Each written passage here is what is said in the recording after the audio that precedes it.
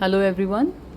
बच्चों आज स्टार्ट करते हैं हम कंज्यूमर्स इक्विलिब्रियम का नेक्स्ट टॉपिक, और वो है consumers equilibrium in case of two commodities. ठीक है, लास्ट वीडियो में हमने कंज्यूमर्स का इक्विलिब्रियम जो है वो सिंगल कमोडिटी में पढ़ा था, राइट।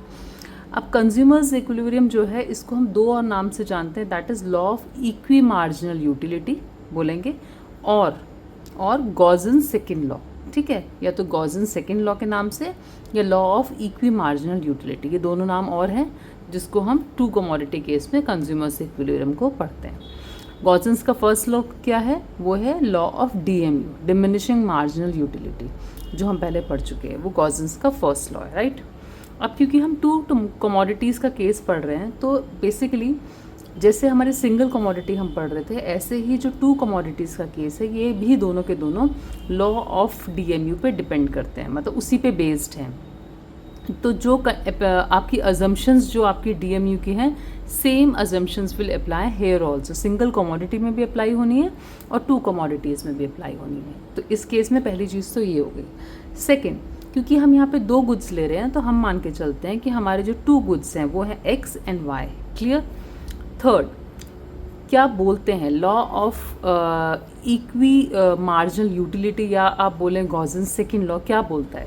ये बोलता है according to this law a consumer gets maximum satisfaction when ratio of MU of two commodities and their prices are equal and MU falls as consumption increases. Basically ये law आपकी दो conditions के बारे में बात करता है जिनका फुलफिल होना ज़रूरी है अगर टू कमोडिटीज़ के केस में हमें कंज्यूमर्स इक्विलिब्रियम पॉइंट चाहिए। तो उसके लिए वो दो कंडीशंस क्या हैं वो हम पढ़ लेते हैं।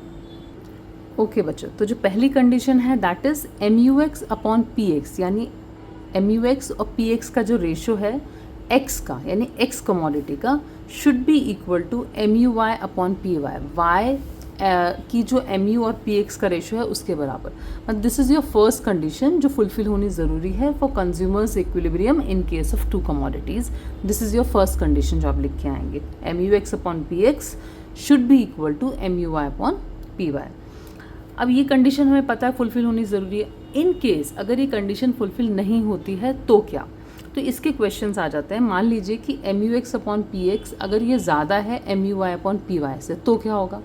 तो हम ये बोलते हैं कि अगर हमारा MUX upon PY is more than MUY upon PY, that means consumer is getting more marginal utility from good X, मतलब उसको X से ज़्यादा बेनिफिट हो रहा है एज़ कंपेयर टू Y, मतलब Y से ज़्यादा उसको X खरीदने में ज़्यादा यूटिलिटी मिल रही है, सेटिस्फैक्शन मिल रहा है।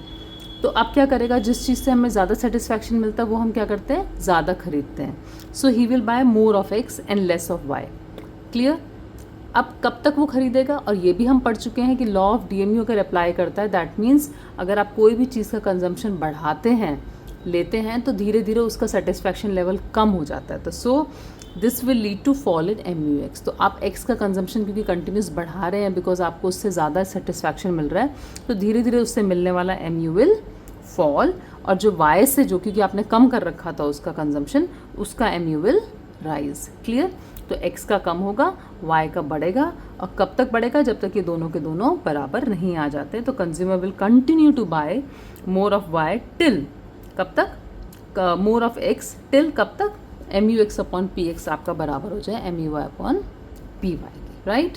तो ये कंडीशन समझ आ गई कि ये कंडीशन हमारी ये है, अगर ये फुलफिल नहीं होती है, if it is more than this, तो ये होगा।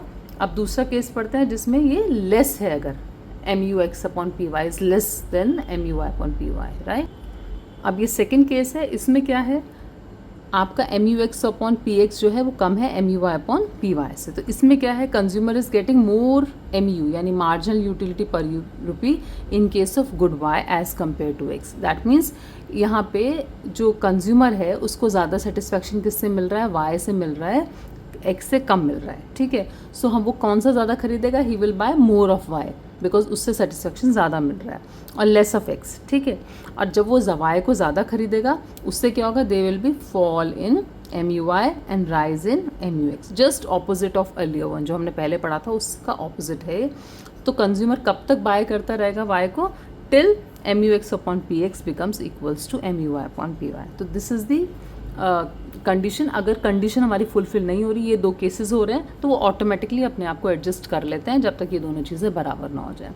तो this is your consumers equilibrium first condition.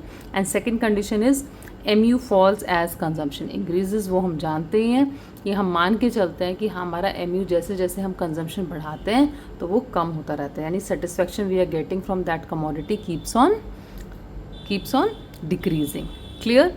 तो दीज आर द 2 कंडीशंस, ये दोनों फुलफिल हो जाती हैं तो हम बोलेंगे कि कंज्यूमर जो है वो इक्विलिब्रियम पे है इन case of 2 commodities. I think आपको अच्छे से क्लियर हो गया। और अगर आपको पसंद आती है मेरी videos, please like these videos and share them with your friends. Okay, thank you.